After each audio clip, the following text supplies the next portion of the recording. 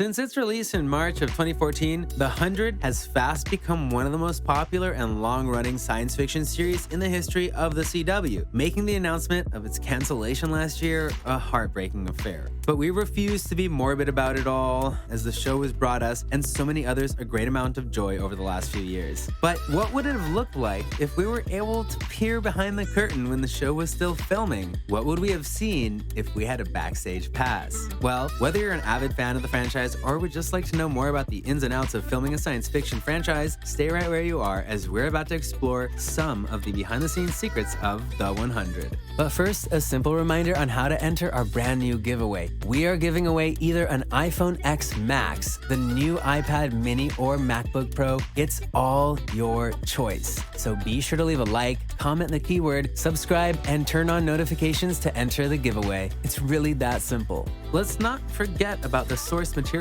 When we enjoy watching a show as much as we enjoyed watching The 100, we sometimes forget that it was actually loosely based on a set of books written by Cass Morgan. But funnily enough, the relationship between the books and the show are more linked than you might think. You see, Cass Morgan was actually still in the process of writing her first novel when her agent pitched the idea to the production studio. In other words, this means that the books and show are both loosely based on one another, with the show's writers actually creating the complex storyline of The 100 while Cass Morgan was doing the same, but for her novels. The idea was just too great to pass up on, and the studio didn't want to wait too long for the novels to be complete before creating the cinematic universe as they did. But if you're having some withdrawal symptoms from the cancellation of the show and a thorough rewatching of the franchise doesn't sound like it will help, go ahead and pick up the novels. They're sure to have quite a few differences, making your experience of the series completely different. It's all about location. Although The 100 has been known to take its viewers to a number of different locations, from the dense forests of Earth to the underground mines of previously undiscovered worlds, it must be said that all locations were actually filmed in Canada itself. That's right, boys and girls, those dense forests were actually those found spread throughout British Columbia, while the cityscapes were nothing more than an edited form of downtown Vancouver. This might have been pretty easy to spot for those Canadian viewers out there, but we had absolutely no idea. But those of you who never have been to Canada, yet still found these locations to look a bit familiar, you don't need to think you're crazy for much longer. You see, the CW is known for filming their various projects in the fresh Canadian air. So if you've ever been an avid watcher of shows like The Flash or Riverdale, then it's no wonder you felt a familiarity about it all. Funnily enough, with Canadian cast members like Richard Harmon, Marie Avgeropoulos, and Devin Bostick, we probably should have known that there'd be some or other link to Canada. Age is just a number, right? Hollywood has a bit of a reputation for using actors and actresses that are a lot older than the roles they portray. Just look at Joe Keery from Stranger Things, for example, who portrays an 18-year-old teenager while being 28 years old himself. And you won't be surprised to hear that the 100 has continued this crazy tradition by employing a number of characters who are a lot older than you think they were. Octavia, for example, was considered in season 1 of the show to be the youngest of all the teens at 17, while Marie Avgeropoulos, who is known for the portrayal of the popular character, was actually 28 at the time of her casting. And here we thought Joe Keery had the largest age gap with his character. In actual fact, the gap gets even bigger when you consider that Octavia as a character in the novel is actually 14 years old, but since this would seriously mess up the prospects of her romancing others, the CW made her a little bit older.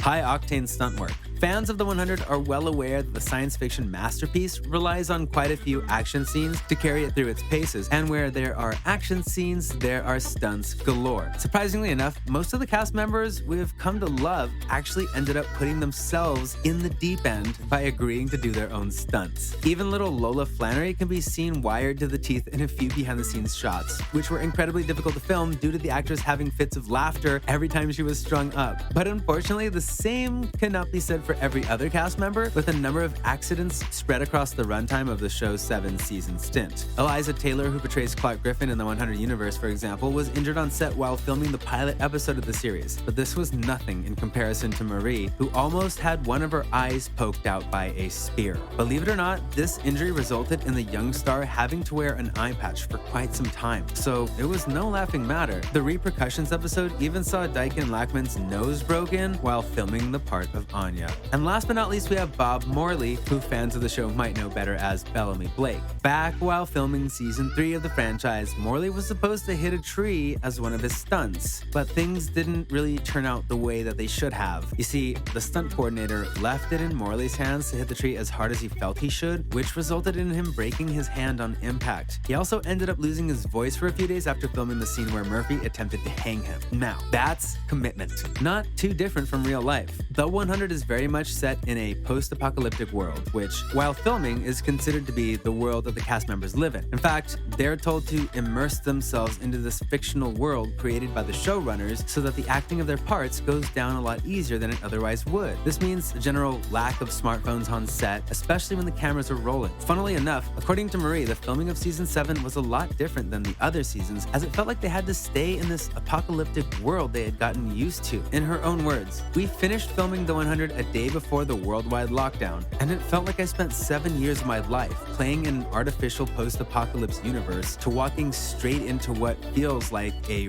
real-life apocalypse." What was made worse by the situation is that none of the actors or actresses got to say goodbye to the other cast members or production team that had changed their lives in such a drastic way. Unfortunately, no lavish farewell events were on the cards to give everyone some closure, but from the way that the cast members speak about one another, it really feels like they have all become great friends, so we're sure they'll be seeing one another again soon. The family antics of the show. And from what we hear, this is completely true. After spending years both filming together and promoting the show in interviews and events alike, the cast members of the 100 consider themselves to be one another's family. You might even be surprised to know that some of the cast members even share surnames with one another. Look at Richard Harmon and his sister Jessica, who portrays Nyla in the 100 universe, for example. Who knew that the two stars were even related to one another? Spending all that time together must have forged some pretty unbreakable bonds, which we can also see in the real-life relationship between Bob Morley and Eliza Taylor, who not only decided to get together, but actually married one another in June of last year. This just goes to show how much fun the cast members have on set with one another, emphasized with the fact that next to no drama has been reported between any of the cast members on set. And in today's world, that is an incredible feat. Speaking Sky Crew, fans of the 100 were all pretty impressed by the turn that the show took in later seasons by creating its own particular language spoken by those who survived on Earth through the nuclear destruction of before. But then rumors started to circulate that the language had actually been copied and pasted from the popular language of Dothraki that can be found in Game of Thrones. In technical terms, the language that the Grounders speak is called Tryggestosling and was actually created by David Peterson, who was also given the job of creating the Dothraki language heard in Game of Thrones. No wonder fans of both franchises drew a link between the two. That being said, the Tryggestosling is a language all on its own which draws its roots from American English. Interestingly enough,